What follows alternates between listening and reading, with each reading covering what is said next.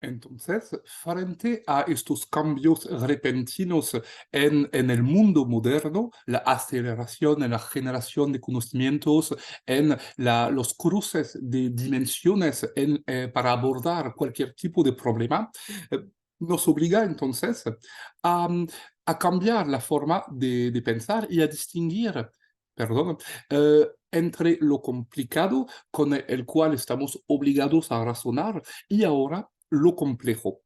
Em, Estos cambios que impactan la concepción epistemológica del mundo moderno, precisando que estos dos puntos los abordaremos en detalle en la clase 2 y la clase 3, o sea, los pilares fundadores del pensar tradicional, lineal, programático en el capítulo 2, y luego las hipótesis fundadoras de un pensar alternativo.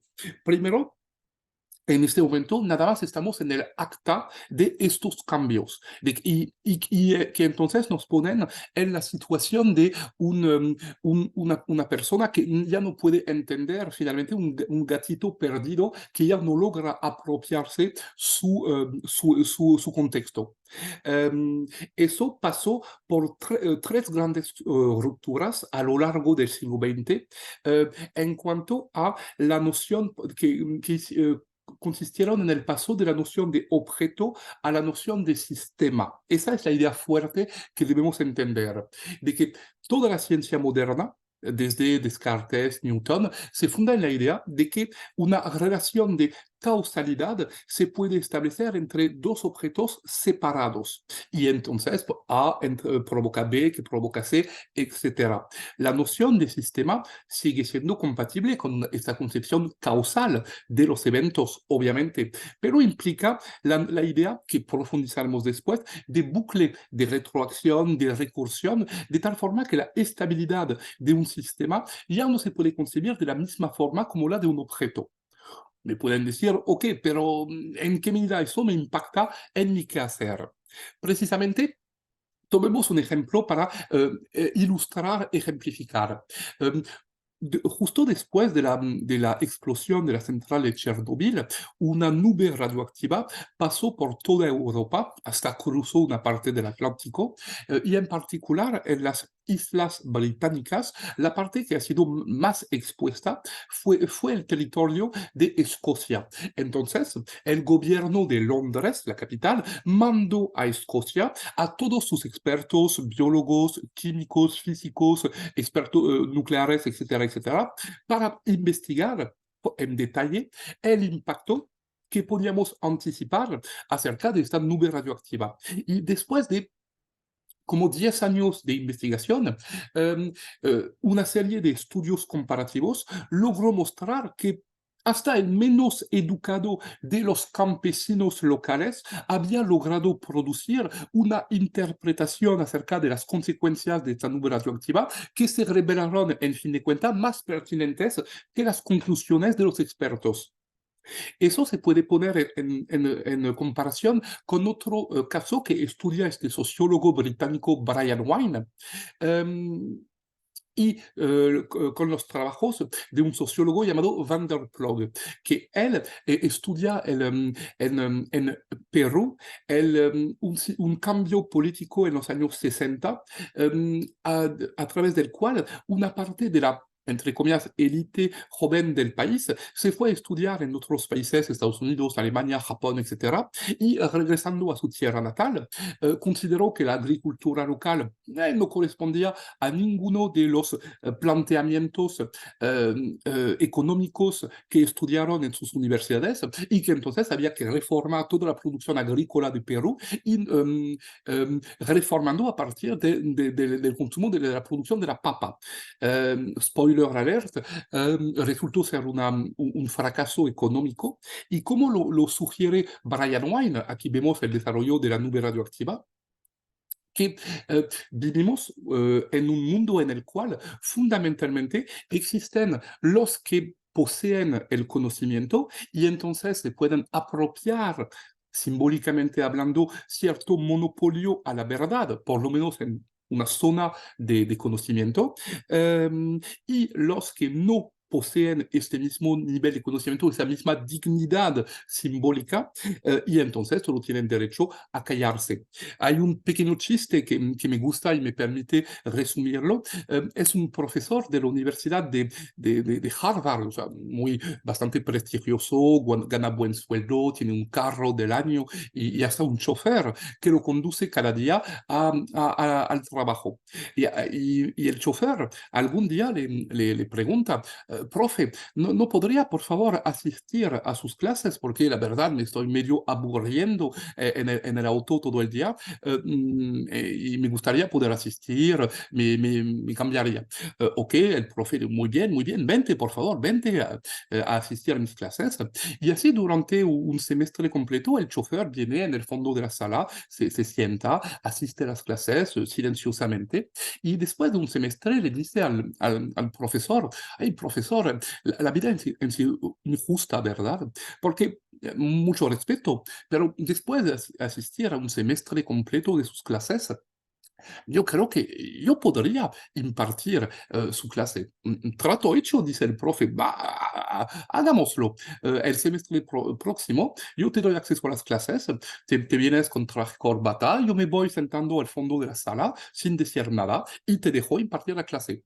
Y empieza el nuevo semestre con un grupo de estudiantes que no conocen el chofer o el profe, llegan y el chofer, vestido así, viene, imparte la clase y la verdad que lo imparte muy bien, muy bien. Hasta el momento, al final de la clase, donde pregunta, hay una cuestión en la sala y esta vez pues un fulano levantó la mano e hizo una pregunta pero, bien chingón, bien difícil, de tal forma que el chofer se pone así y hasta decir, qué vergüenza. Pero qué vergüenza. ¿Cómo se atreve usted a plantear una pregunta tan básica, tan absurda, ante un auditorio que tiene tanta materia gris? Mire, señor, su pregunta es tan barata que hasta le voy a pedir a mi chofer que se la conteste. ¿Por qué vivimos en un mundo de chofer y de profesor? Es lo que dice Brian Wine con este relato de una serie de estudios sociológicos que, nos formamos para adquirir una legitimidad, un monopolio al ejercicio de la palabra legítima en cuanto al conocimiento. Y eso nos viene de este bucle con la epistemología, porque si la epistemología es la ciencia, esta rama de la filosofía que busca la constitución de los conocimientos válidos, entonces es algo discriminante, como una autopista en el desierto que dice ahí está el pedazo de carretera donde te puedes mover siendo científico y ahí está la perdición del conocimiento, igual en la educación, donde esta forma de pensar cartesiana generó como herencia metodológica la aplicación de determinadas formas de pensar y aplicar la educación. De tal forma que necesitamos ahora entender que nuestras costumbres de pensamiento eh, se fundan en lo complicado. Y ahora viene lo complejo. ¿Dónde está la diferencia? Complicado viene de una palabra, de una palabra latina que significa algo complicado, es algo con pliegues. Con pliegues, es decir, que la idea de la explicación científica es de planchar la realidad, como quitar los pliegues que nos impiden ver las cosas limpias, bien ordenadas, explicar, plexus, quitar los pliegues, explicar la realidad, es algo que podemos hacer con los fenómenos de naturaleza complicada. ¿Qué son los fenómenos de naturaleza complicada? Fundamentalmente, un programa informático, el funcionamiento de un automóvil, de una nave espacial, de un teléfono celular, se resumen a algoritmos complicados. Es decir, que en fin de cuentas se resumen a una ecuación matemática. Se pueden anticipar, son previsibles. Todos los mecanismos autómatas, la informática todas estas construcciones que permiten al ser humano conquistar el espacio y realizar una serie de revoluciones industriales formidables, intelectualmente hablando, pragmáticamente hablando también. Eh, Todos estos fenómenos son complicados. ¿Por qué? Porque finalmente su funcionamiento es la suma de sus partes. Y ahí viene la idea analítica, el principio analítico de Descartes. Solo lo voy introduciendo el día de hoy, lo profundizaremos un poco más adelante, pero la idea de un Descartes es que finalmente, si logró, frente a un fenómeno difícil de entender, algo bien complicado, lo que tengo que hacer es dividir en pequeñas partes, dividir en pequeñas partes y estudiar cada parte de forma separada, para luego volver a explicarlo todo por efecto de recomposición. Eso es lo que se llama el análisis, el planteamiento, el método analítico, que viene de Descartes. Y este planteamiento analítico nos dio, lo repito, resultados formidables a lo largo de la historia, en particular desde las revoluciones científicas e industriales de los siglos XVIII, XIX, XX.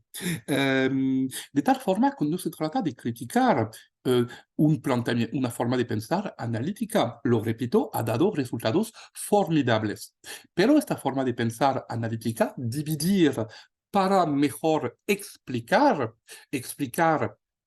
introducir el fenómeno en una ecuación que permite anticipar lo que va a pasar.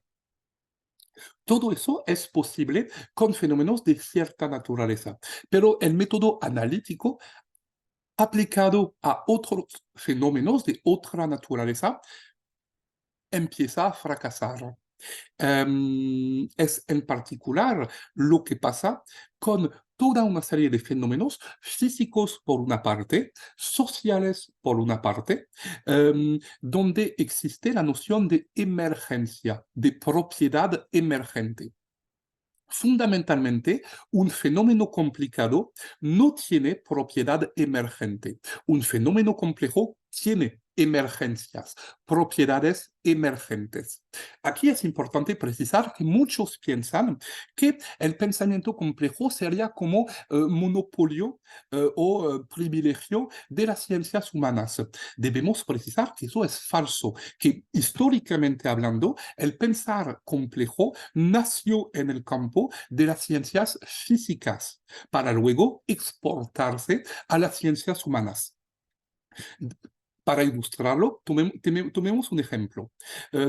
Una emergencia es cuando la suma de las partes produce algo que va más elevado que las partes en sí. La asociación de las partes es superior a la suma. Un ejemplo, ¿qué es una molécula de agua? Es H2O, hidrógeno, oxígeno. Muy bien, la cosa supuestamente más sencilla casi del planeta. Um, Sabemos que el hidrógeno no conduce la electricidad. Aquí en el ambiente hay hidrógeno, no me estoy electrocutando con los aparatos electrónicos aquí. El oxígeno tampoco conduce la electricidad. Igual, misma demostración. Sin embargo, el agua conduce la electricidad. Es decir, que el agua, la molécula de agua, presenta propiedades que llamaremos propiedades emergentes que no se encuentran a nivel de sus partes. Luego que la conductividad del agua se deba a la disolución de sal en el agua, iones. La idea aquí, lo importante, es que este fenómeno de disolución de la sal no se encuentra en el hidrógeno ni el oxígeno. Es decir, lo repito, la asociación de elementos dispersos con sus propiedades produce algo que va más allá. Otro ejemplo sería, sería el cerebro. El cerebro, ¿qué es? Es una masa de neuronas. Un neurona, ¿qué es? Un cable. No hay nada más tonto en el universo que un neurona. Es un cablecito que pip, pip, pip. No, es imbécil, es tonto un neurona. Y sin embargo, la suma de estos neuronas produce algo, la inteligencia, la imaginación, la creatividad, la poesía, que no se encuentra a nivel de las partes consideradas de forma separada. Un cerebro, la inteligencia, es una propiedad emergente de la estructura de los neuronas de nuestro cerebro y del sistema nervioso. Entonces, en nuestra realidad existen fenómenos biológicos, físicos, sociales que presentan propiedades emergentes. Entonces, cuando un fenómeno tiene propiedades emergentes, ya no se puede reducir a, a un análisis. Ya no puedo analizar, es decir, dividir, como lo haría con un automóvil. Con un automóvil, el planteamiento cartesiano funciona muy bien. Las ruedas, el motor, la dirección, etcétera, etcétera. Veo cada parte separadamente y luego, por efecto de recomposición, lo entiendo todo. Los físicos buscan lo mismo al estudiar siempre la partícula más chiquitísima de la realidad, el neutrón, protón, quark, etcétera. Es una idea fundamentalmente cartesiana de que si algún día logramos explicar el funcionamiento de la micropartícula más chiquita del universo, por efecto de recomposición, lo entenderemos todo de los fenómenos físicos. Y sin embargo, el siglo XX nos dio a entender que existen ciertos fenómenos que no se pueden reducir a una ecuación matemática completamente previsible, sino abren a una forma de imprevisibilidad por las propiedades emergentes. Y eso es fundamental porque obviamente un fenómeno en el cual surgen propiedades emergentes, entre otros, pero fundamentalmente es la educación. Tomemos ejemplo de esta famosísima película del Círculo de los Poetas Muertos. Es una película donde el profesor Robin Williams se presenta a un grupo de profesores de un mundo bastante privilegiado y choca con su enseñanza y la primera clase que les propone es seize the day, aprovecha el día, aprovecha de cada instante de la vida. ¿Y cuál es el impacto?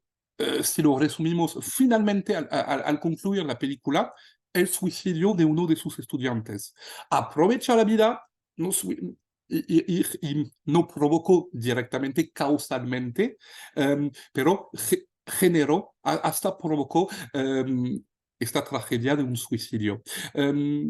Lo que estamos aquí tratando de decir es que, por definición, un fenómeno educativo no es complicado, es complejo.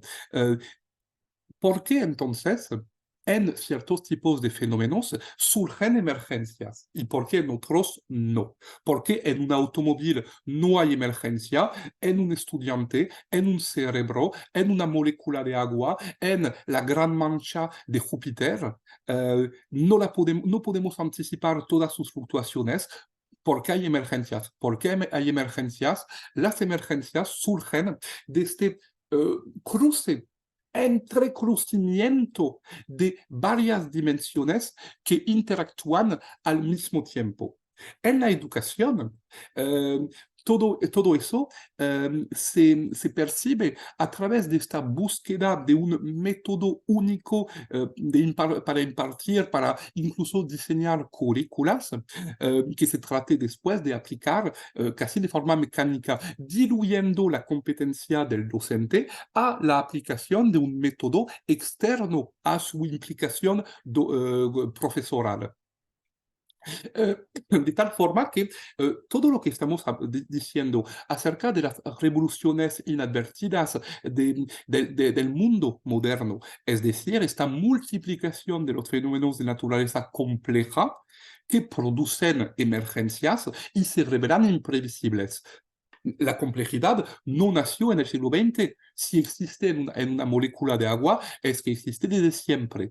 Sin embargo, la toma en cuenta de esta complejidad, de esta realidad de las propiedades emergentes, surgió a lo largo del siglo XX.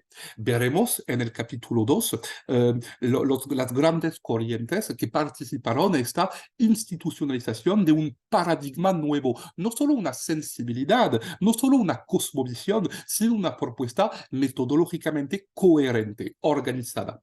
Em, Perdón. Em, de tal forma que hablar de revolución epistemológica, lo que propone Edgar Morin en los 6 tomos de su obra mayor que se llama El método, tiene muchas conexiones en esta maestría en cuanto a en la perspectiva de una transformación educativa. No se trataría de hacer tabula rasa, de pretender que somos mejores y que vamos por fin a hacer las cosas bien. No, no, por favor, sería arrogante, estúpido y contraproducente. Sin embargo, buscar nuestro granito de arena en cuanto a una operacionalización de la complejidad en el campo educativo, pues será nuestro capítulo 5 y es un desafío de interés no solo globalmente, humanamente hablando, sino también a escala del continente latinoamericano, un continente identificado por Edgar Morin como el continente, lo dice así entre comillas, de las transformaciones educativas del siglo XXI. ¿Por qué? Por la congruencia que él identifica entre elementos de cosmovisión que se encuentran en Latinoamérica y los pilares epistemológicos del pensamiento complejo, estos 7 pilares que veremos en el capítulo 3. Pero para entender las consecuencias gravísimas de esta finalmente dilución de lo complejo en lo complicado, o sea, esta tendencia nosotros en decir, oh, eso es complejo, como si fuese un sinónimo de complicado. Es complejo, pero en fin de cuentas lo vamos a explicar con una gran ecuación matemática. Solo es tiempo, necesita tiempo para explicar, pero lo vamos a lograr. Um, el caso de este señor, Phineas Gage, ha sido trágicamente interesante. Este señor trabajaba en la construcción del ferrocarril en Estados Unidos. Una explosión hizo que una barra metálica se fue como una bala de pistola y atravesó su cráneo. Este señor sobrevivió al choque terrible. Pero ocurre que eso provocó cierta separación entre las dos partes izquierda, derecha de su cerebro. Y si hay algo que sabemos del cerebro humano es que la verdad no sabemos mucho al respecto. Pero ocurre que este acontecimiento le cambió profundamente a este señor su forma de ser, de actuar, hasta sus competencias matemáticas.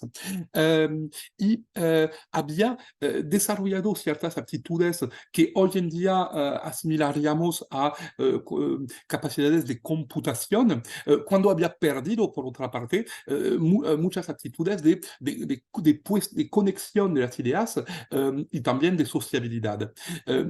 Todo pasa como si el cartesianismo, la forma tradicional, lineal, unidisciplinaria de pensar, fuese con una barra metálica atravesando nuestro cerebro y obligándonos a pensar de determinada forma, lo cual, lo repito, no es ilegítimo completamente, porque el pensamiento tradicional, lineal, generó aportes considerables en la historia de la humanidad, pero se encuentra cada vez más en fracaso, y en particular en el mundo de la educación, en el contexto actual, frente a la multiplicación de fenómenos de naturaleza compleja.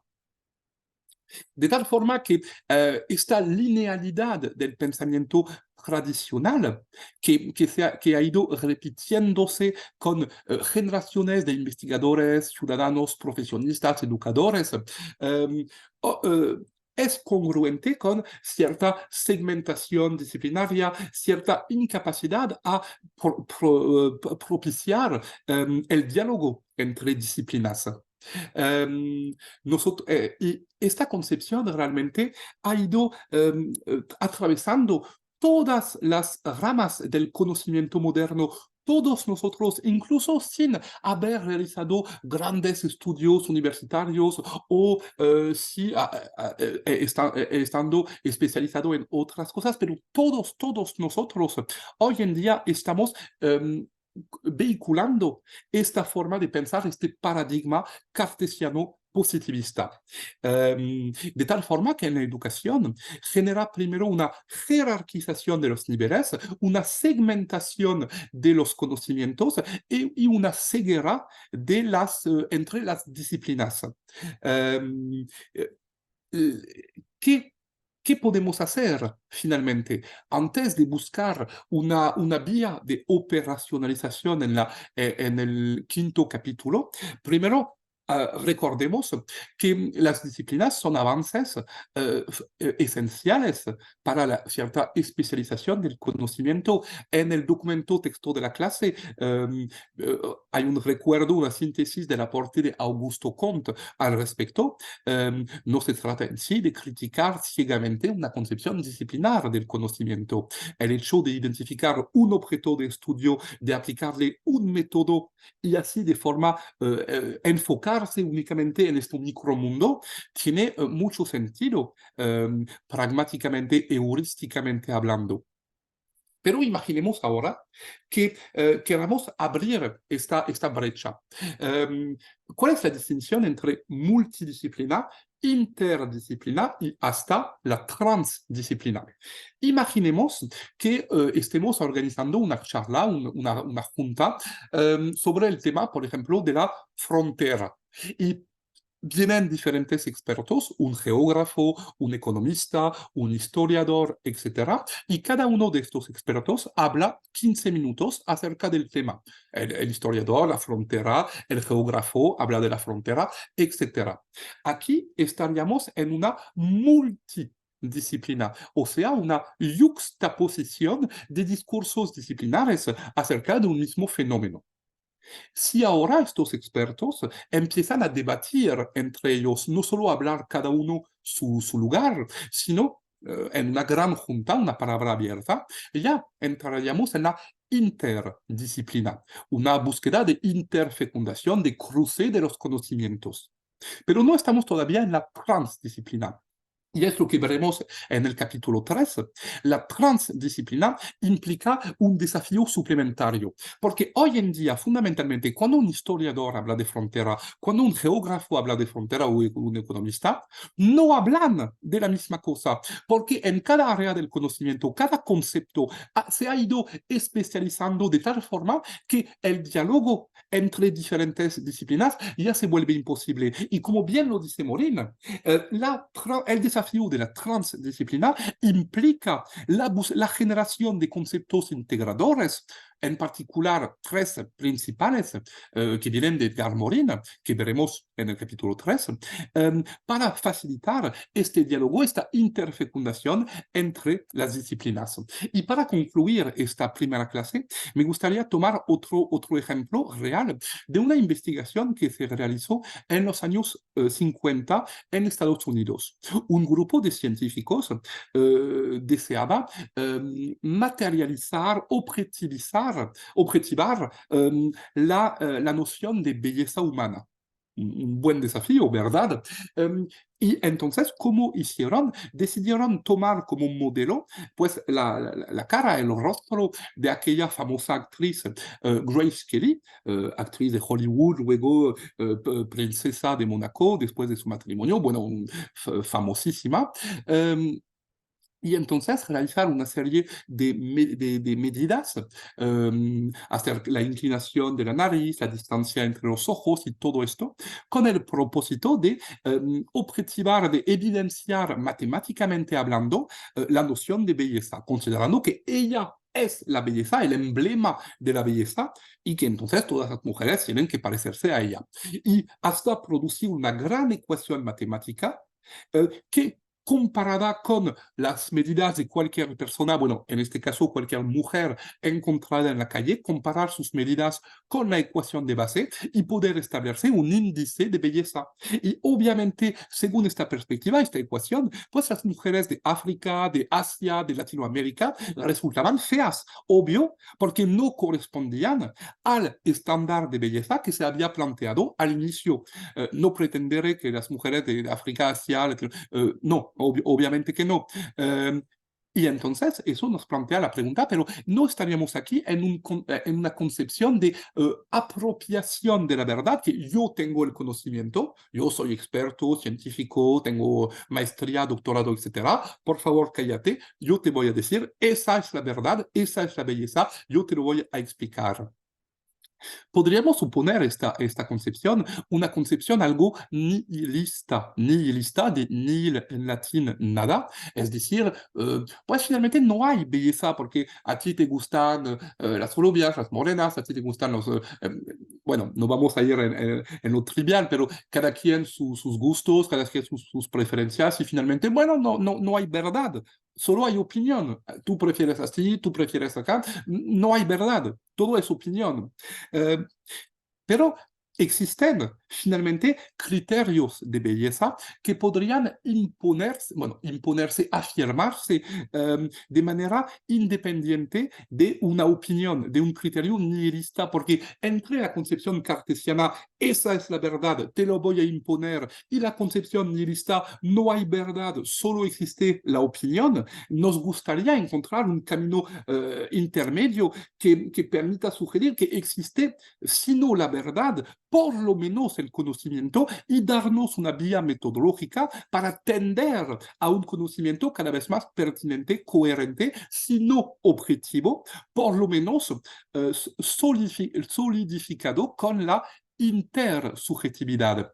Y en una sesión de debate en Holanda, resulta que sobre el tema de la belleza habló algún día un artista que dijo, pues yo la verdad, en todas las pinturas vemos que en el siglo XV, el siglo XX, los criterios de belleza cambiaron, pero hay ciertos criterios como cierta simetría que se mantienen. El biólogo dice, pues es cierto que un caballo con una pata más corta no se parecerá igual de elegante como otros caballos más simétricos. De tal forma que cruzando así opiniones entre diferentes científicos en una forma, en una apertura interdisciplinaria, surgió progresivamente un criterio que no pretende resumir lo todo de la belleza. Yo, por favor, a los varones de esta videoconferencia, no intenten abordar a una mujer en la calle, oh, vaya, qué simétrica eres. No creo que ofrezca buenos resultados. No, lo que quiero decir es que no se trata de resumir el debate, esa es la verdad, te la voy a imponer, sino sugerir. Y lo interesante es la forma, la apertura a la intersubjetividad. Si yo no puedo ser objetivo, porque finalmente siempre vengo contextualizado. En este caso, sensible a una forma de belleza más occidental, de cierta época también.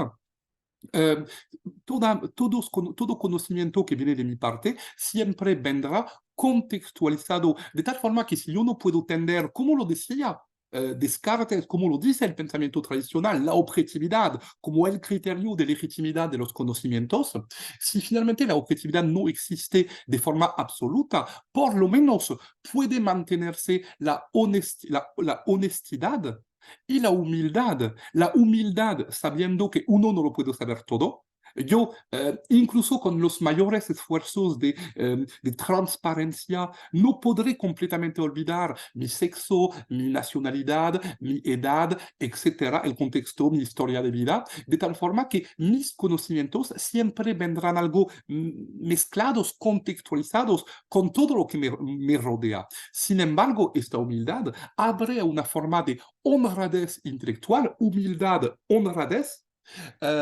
como dos pilares de valores que nos deben de acompañar en esta búsqueda de la complejidad. Humildad, yo no lo puedo saber todo, tengo conciencia de que mis conocimientos son contextualizados. Honradez intelectual, voy tratando de abrir entonces no al criterio de la objetividad, sino de la intersubjetividad, es el cruce de varias objetividades, la convergencia de estas subjetividades que nos ayuda a construir una comprensión equilibrada del mundo, siempre en movimiento, pero por lo menos sin caer en el nihilismo tampoco.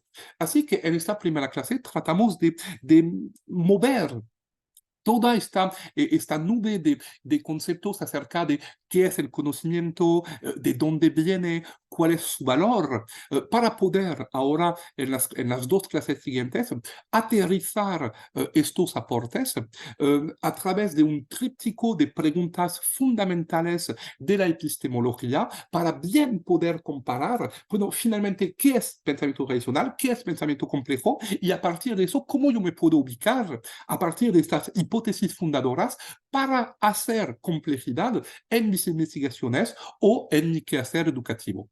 Espero que esta primera clase les haya parecido interesante y agradezco su presencia, su paciencia y confianza.